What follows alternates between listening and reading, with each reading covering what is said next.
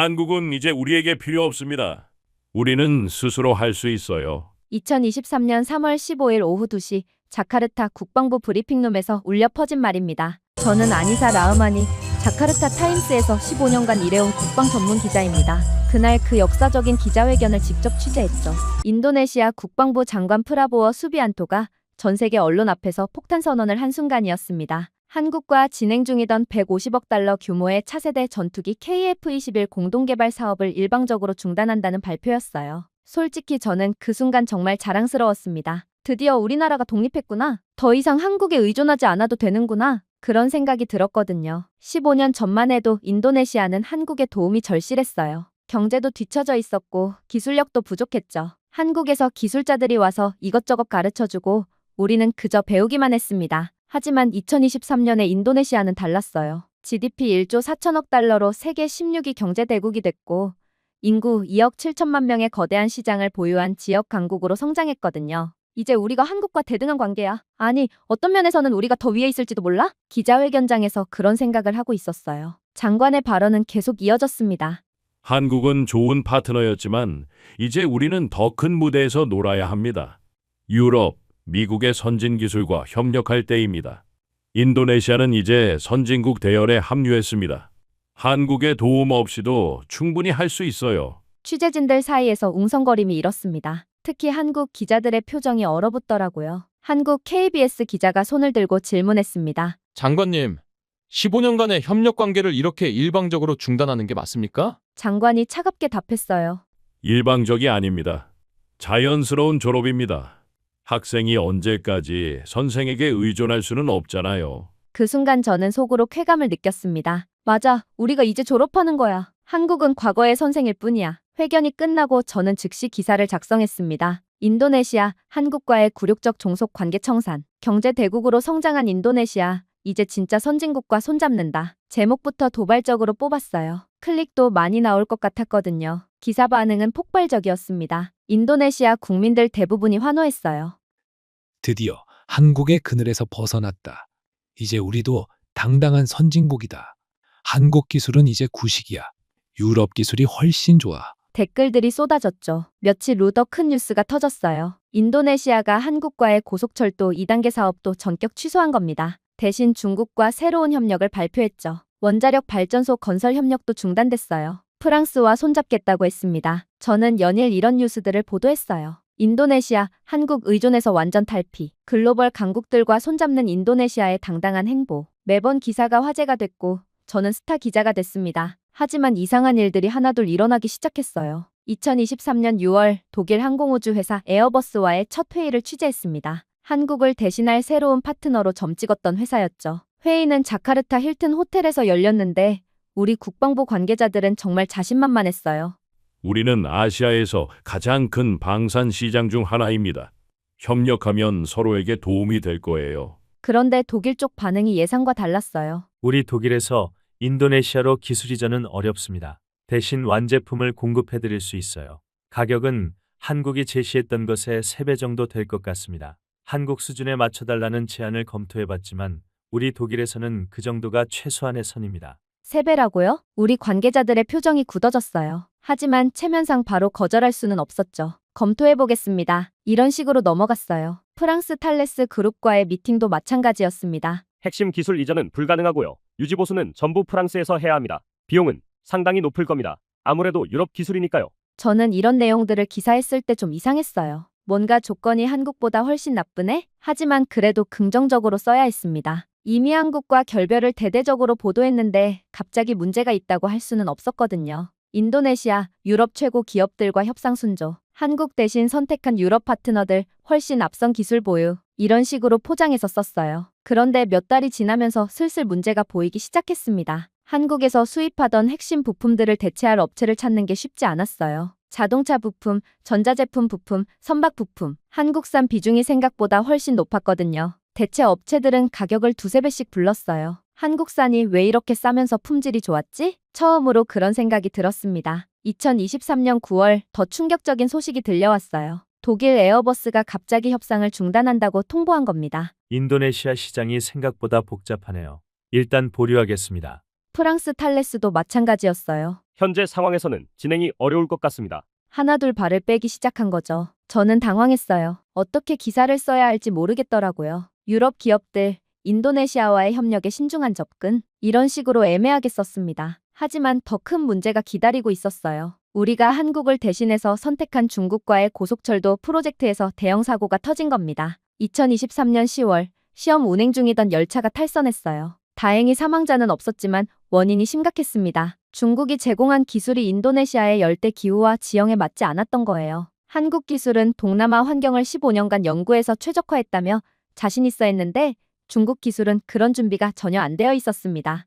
이거 어떻게 기사를 쓰지? 정말 난감했어요. 한국을 버리고 중국을 선택했다고 대대적으로 보도했는데 중국 기술에 문제가 있다니? 중국 고속철도 시스템, 열대기후 적응 과정에서 일시적 문제? 이런 식으로 얼버무렸습니다. 하지만 문제는 계속 터졌어요. 공사비가 예상의 2배로 불어났고 완공 시기는 3년이나 늦춰졌어요. 더 심각한 건 우리 제조업이었습니다. 한국에서 들여오던 핵심 부품들을 구하지 못해서 여러 공장들이 가동을 중단했어요. 자동차 조립 공장, 조선소, 전자제품 제조업체. 한국 의존도가 생각보다 훨씬 높았던 거죠. 실업률이 조금씩 올라가기 시작했습니다. 저는 이런 문제들을 취재하면서 점점 불안해졌어요. 혹시 우리가 실수한 건 아닐까? 하지만 아직도 정부는 객기를 부렸어요.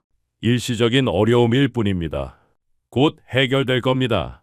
한국 없이도 우리는 충분히 할 수 있어요. 저도 그런 정부 발표를 그대로 보도했어요. 다른 선택이 없었거든요. 하지만 속으로는 계속 의문이 들었습니다. 한국이 정말 우리에게 그냥 도움만 주는 존재였을까? 혹시 우리가 뭔가 놓친 게 있는 건 아닐까? 그런 생각을 하면서도 겉으로는 여전히 자신 있는 기사를 썼어요. 인도네시아, 일시적 어려움 극복하며 진정한 독립을 향하고 있다. 하지만 마음 한구석에는 불안함이 계속 자라고 있었습니다. 2023년 12월, 제가 예상했던 최악의 시나리오가 현실이 됐습니다. 인도네시아가 독자 개발하겠다고 선언했던 차세대 전투기 프로젝트가 완전히 엎어진 거예요. 국방부에서 긴급 브리핑을 열었는데 분위기가 장례식장 같았어요. 현재 기술적 어려움으로 인해 프로젝트가 일시 중단됩니다. 일시 중단이라고 했지만 취재해보니 사실상 폐기나 다름없었어요. 유럽 파트너들이 핵심 기술 이전을 완전히 거부한 거였습니다. 엔진 기술? 그건 불가능합니다. 국가 기밀이거든요. 레이더 시스템? 그것도 안 됩니다. 완제품만 구매하세요. 가격은 한국이 제시했던 것의 5배 정도면 가능할 것 같은데요. 더 충격적인 건 우리 기술진들의 반응이었어요. 기자님, 솔직히 말씀드리면 한국 기술자들이 떠난 후 아무것도 할 수 없었어요. 익명을 조건으로 한 국방과학연구소 연구원이 털어놨습니다. 15년간 한국에서 전수받은 기술들이 얼마나 체계적이고 정교했는지 그제야 깨달았어요.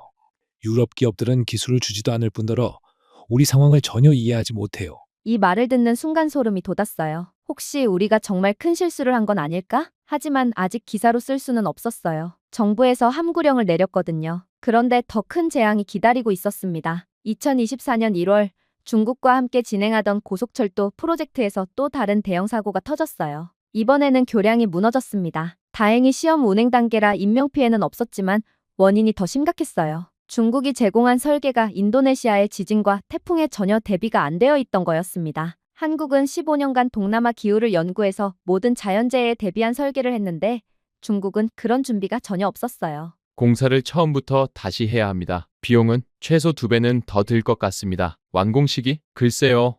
5년은 더 늦어질 것 같은데요. 취재하면서 정말 절망적이었어요. 애초 예산 100억 달러가 300억 달러로 늘어났고 2025년 완공 예정이 2030년으로 미뤄진 거죠. 더 심각한 건 우리 경제였습니다. 한국과의 협력을 끊으면서 제조업이 연쇄적으로 타격을 받기 시작했어요. 자동차 산업부터 무너졌습니다. 한국에서 들여오던 자동차 부품들을 대체할 공급업체를 찾지 못한 거예요.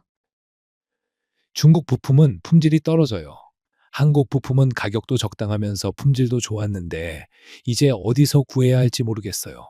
가장 충격적인 건 전자산업이었습니다. 삼성, LG와의 협력이 중단되면서 우리 전자제품 생산량이 절반으로 줄어들었어요. 반도체, 디스플레이, 배터리, 한국 기술 의존도가 70%가 넘었던 거죠. 다른 나라 기술로 대체하려면 최소 5년은 걸릴 것 같다며 정부 관계자가 절망적으로 말했습니다. 실업률이 8%에서 12%로 치솟았어요. 물가도 급등했습니다. 한국산 제품들을 비싼 유럽산이나 품질 떨어지는 중국산으로 대체하면서 생활비가 30% 늘어난 거죠. 국민들의 불만이 폭발하기 시작했어요. 정부가 뭘 한 거야? 한국과 잘 지내면 될 걸 왜 굳이? 경제가 이렇게 망가진 건 누구 책임이야? 거리 곳곳에서 시위가 일어났습니다. 저는 이런 상황들을 취재하면서 정말 괴로웠어요. 제가 한국과의 결별을 대대적으로 보도했는데 그 결과가 이렇게 처참할 줄이야. 하지만 아직도 정부는 인정하지 않았어요. 일시적인 어려움이며 회복될 거라는 말, 한국 없어도 될 거라는 말, 저도 어쩔 수 없이 그런 정부 입장을 보도해야 했어요. 인도네시아, 구조적 전환기의 일시적 어려움, 독립적 발전 과정에서 예상되는 성장통, 이런 식으로 포장했지만 속으로는 정말 불안했습니다. 2024년 1월 말 더 충격적인 소식이 들려왔어요. 한국이 베트남과 대규모 방산 협력을 고민 중이라는 거였습니다. 우리가 포기한 KF-21 프로젝트를 베트남이 가져가겠다고 고민 중이라는 사실이 알려진 거예요. 베트남, 한국과 100억 달러 규모 차세대 전투기 도입 계약, 외신 기사를 보는 순간 정말 복잡한 심정이었어요. 그 프로젝트가 원래 우리 것이었는데 더 충격적인 건 조건이었습니다. 베트남은 우리가 거절했던 한국의 기술 이전 제안을 그대로 받아들였어요. 심지어 우리보다 더 좋은 조건으로 말이죠. 베트남은 한국 기술을 100% 이전받고 자국 생산까지 가능하게 됐다. 인도네시아가 놓친 기회를 베트남이 가져갔다. 이런 분석 기사들이 쏟아졌어요. 물론 결과적으로 그 기사는 거짓 보도였습니다. 아직 한국은 다음 파트너를 구하지 못한 건 사실이었어요. 하지만 그제서야 깨달았습니다. 한국이 우리에게 제시했던 조건들이 얼마나 파격적이었는지를. 기술 이전, 현지 생산, 합리적인 가격, 장기적 파트너십. 이 모든 걸 한국은 우리에게 주려고 했는데 우리가 거절한 거였어요. 다른 나라가 막상 계약한다는 소식이 들리자 아주 신경이 쓰이더라는 거죠. 결과적으로 거짓 기사라는 게 밝혀져서 얼마나 안심되던지 그 정도로 우리는 큰 기회를 스스로 차버린 거였습니다. 그날 밤 저는 처음으로 솔직한 기사를 썼습니다. 인도네시아가 놓친 기회, 베트남이 가져가다. 하지만 편집부에서 제목을 바꿨어요. 베트남의 성공적인 방산협력, 인도네시아도 참고할 점이 있다. 여전히 직접적인 비판은 피하는 분위기였거든요. 하지만 국민들 반응은 달랐어요. 우리가 바보였네. 한국이 그렇게 좋은 조건을 줬는데 왜 거절했지? 정부가 완전히 판단 미스한 거 아니야? 댓글들이 점점 정부를 비판하는 쪽으로 바뀌고 있었어요. 저도 마음속으로는 동의하고 있었습니다. 정말 우리가 실수한 것 같아. 2024년 2월 14일 발렌타인데이. 제게는 평생 잊을 수 없는 날이 됐습니다. 그날 오후 3시 편집장이 급하게 저를 불렀어요. 편집장 컴퓨터에 한국에서 제작된 영상 하나가 재생되고 있었습니다. 제목은 우리가 함께 만든 기적, 15년간의 한국-인도네시아 협력사였어요. 단 10분짜리 다큐멘터리였습니다. 이게 뭔데요? 한국 외교부에서 제작해서 우리 방송국에 보낸 거야. 무료로 방송해도 된다고 하면서. 영상을 보는 순간 저는 완전히 충격을 받았어요. 첫 장면은 2008년 인도네시아 수마트라 대지진 현장이었습니다. 한국 구조대원들이 밤낮 없이 생존자를 구조하는 모습. 기억나, 이거? 편집장이 물었습니다. 물론 기억났어요. 제가 신입기자 시절 직접 취재했던 현장이었거든요. 그때 한국 구조대원들이 인도네시아 구조대원들에게 최신 구조 기술을 가르쳐주면서 함께 작업했던 모습이 생생했어요. 영상은 계속 이어졌습니다. 한국 기술자들이 인도네시아 오지까지 가서 기술을 전수하는 모습. 자카르타 공과대학교에서 한국 교수들이 인도네시아 학생들을 가르치는 장면. 인도네시아 젊은 엔지니어들이 한국에서 연수를 받으며 눈물 흘리는 모습. 저희는 단순히 기술만 배운 게 아니에요. 한국 선배들의 열정과 책임감을 배웠어요. 영상 속에서 인도네시아 엔지니어가 말했습니다. 그 엔지니어를 저는 알고 있었어요. 지금 인도네시아 항공우주청에서 일하는 수디르만 박사였거든요. 영상에는 더 놀라운 장면들이 나왔어요. 한국 기업들이 인도네시아에 기술을 이전하면서 현지 고용을 늘리는 모습. 한국 NGO들이 인도네시아 농촌에서 교육 사업을 하는 장면. 한국, 인도네시아가 공동으로 개발한 기술들이 인도네시아 경제 발전에 기여한 순간들. 이건 내가 몰랐던 이야기들이네? 저는 놀랐어요. 15년간 기자로 일하면서도 이런 세세한 협력 사례들은 몰랐거든요. 가장 감동적인 장면은 마지막이었습니다. 2019년 인도네시아에서 생산된 첫 번째 KF-21 부품이 나오는 순간 한국 기술자와 인도네시아 기술자가 함께 포옹하며 기뻐하는 모습이었어요. 우리가 함께 만들어낸 기적입니다. 한국 기술자가 말했습니다. 이제 인도네시아도 한국과 마찬가지로 세계 최고 수준의 항공 기술을 보유하게 됐습니다. 그 순간 저는 울컥했어요. 이게 진짜 협력이었구나. 한국은 단순히 기술을 팔거나 도움을 주는 게 아니었어요. 진짜로 인도네시아와 함께 성장하려고 했던 거였죠. 이거 방송하면 어떨까? 편집장이 물었습니다. 글쎄요, 지금 상황에서는 좀. 저는 망설였어요. 현재 정부 정책과 정반대되는 내용이었거든요. 하지만 국민들이 알 권리가 있지 않을까? 이게 진실이라면 말이야. 편집장의 말이 맞았어요. 그럼 특별 다큐 시간에 방송해보죠. 그날 밤 9시 인도네시아 국영방송 TVRI에서 그 10분짜리 영상이 방송됐습니다. 저는 집에서 가족들과 함께 봤어요. 방송이 시작되자마자 온 가족이 조용해졌어요. 10분이 지나고 영상이 끝났을 때 우리 집은 완전히 조용했습니다. 제 휴대폰도 미친 듯이 울리기 시작했어요. 동료 기자들, 친구들, 심지어 모르는 사람들까지 연락이 오고 있었어요. 왜 이런 이야기는 우리가 몰랐느냐? 한국이 정말 이렇게 우리를 도와준 게 맞는 것이냐? SNS는 완전히 폭발했습니다. 트위터, 페이스북, 인스타그램 모든 플랫폼에서 그 영상이 공유되고 있었어요. 샵 우리가 함께 만든 기적, 샵 한국 고마워, 샵 진짜 친구 이런 해시태그들이 실시간 트렌드 1위를 차지했어요. 가장 놀라운 건 시청률이었습니다. 다음 날 아침 시청률 조사 결과가 나왔는데 65%였어요. 65%라고요. 인도네시아 방송 역사상 최고 시청률이었습니다. 전 국민이 동시에 그 영상을 본 거나 다름없었어요. 국민들의 반응은 폭발적이었습니다. 우리가 얼마나 큰 실수를 했는지 이제야 깨달았다. 한국은 진짜 친구였는데 우리가 배신했다. 정부는 즉시 한국에 사과하라. 한국과의 관계를 복원해야 한다. SNS에는 이런 댓글들이 쏟아졌어요. 더 놀라운 건 반응의 속도였습니다. 방송 다음 날부터 한국 대사관 앞에 꽃다발을 놓는 사람들이 인증샷을 올리기도 했어요. 한국에게 미안하다는 피켓을 든 시위대도 나타났고요. 정부는 완전히 당황했어요. 정부 지지율이 하루 만에 20%나 떨어졌거든요. 한국과의 관계 회복을 요구한다는 의미죠. 저도 충격을 받았습니다. 단 10분짜리 영상이 나라 전체를 바꿔놓은 거예요. 이게 바로 진실의 힘이구나. 그동안 저는 무엇을 보도해왔던 걸까요? 정말 부끄러웠어요. 2024년 3월 이후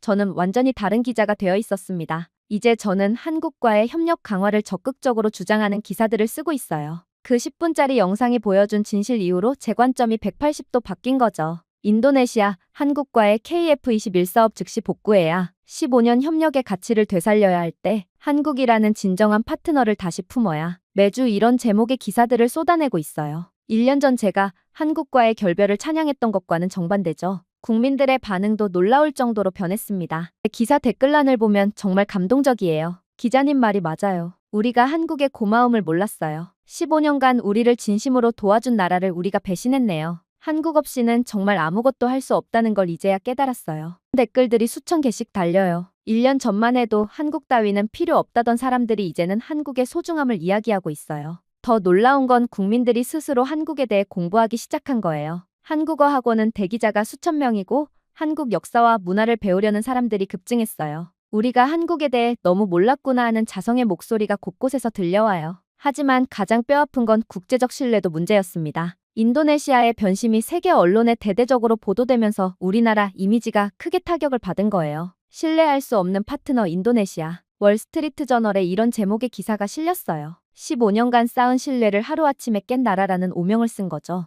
다른 나라들도 인도네시아와의 협력에 신중해지기 시작했어요. 혹시 우리도 배신당하는 거 아닌가 하는 의구심을 갖게 된 거죠. 더 열받는 건 중국이 이제 우리를 의심한다는 거죠. 우리는 중국과 협력하는 것도 지금 후회되는데 그런 사람들이 우리를 의심하다니. 여기서 그치지 않고 실제로 호주, 일본, 싱가포르 등 여러 나라가 인도네시아와 진행 중이던 프로젝트들을 재검토하겠다고 발표했어요. 인도네시아의 약속을 믿을 수 있을까라는 의문이 국제사회에 퍼진 거예요. 저는 이런 현실을 적나라하게 보도했습니다. 한국과의 협력을 어긴 대가, 국제적 신뢰 추락. 인도네시아, 세계에서 믿을 수 없는 나라로 낙인? 기사를 쓰면서도 정말 마음이 아팠어요. 우리가 한순간에 오만함으로 얼마나 큰 것을 잃었는지 깨달았거든요. 경제적 피해도 상상 이상이었어요. 한국과의 협력 중단으로 인한 직접적 손실만 500억 달러가 넘었고 국제적 신뢰도 하락으로 인한 간접 손실은 그보다 훨씬 컸어요. 외국인 투자가 급감했고 신용등급도 하락했어요. 약속을 지키지 않는 나라라는 이미지가 경제 전반에 악영향을 미친 거죠. 저는 이런 현실을 국민들에게 알리는 것이 기자로서의 의무라고 생각했어요. 우리가 치러야 할 대가는 너무 큽니다. 한국과의 관계 회복만이 유일한 해답입니다. 제 기사들은 점점 더 절실해졌어요. 단순히 한국과 협력하자는 차원이 아니라 생존을 위해서라도 관계를 회복해야 한다는 절박함이 담겨 있었거든요. 한국과의 우정을 되찾자는 서명운동에는 1천만 명이 넘게 참여했어요. 저는 이 모든 과정을 생생하게 기록했어요. 한 나라가 어떻게 잘못된 선택의 대가를 치르는지, 그리고 진정한 파트너의 소중함을 깨닫는 과정을 말이죠. 하지만 한 번 깨진 신뢰를 회복하는 건 쉽지 않아요. 시간이 오래 걸릴 거고, 우리가 더 많은 노력을 해야 할 거예요. 우리가 배운 교훈을 절대 잊어서는 안 됩니다. 한국과의 협력을 어긴 대가가 얼마나 참혹했는지, 진정한 친구를 잃는다는 것이 얼마나 아픈 일인지를요. 지금까지 자카르타 타임스 아니사 라흐만이었습니다. 한 번의 실수로 모든 것을 잃을 뻔했지만 진실의 힘으로 다시 일어설 수 있다는 희망을 품고 있다는 이야기 말씀드리며 글 마칩니다.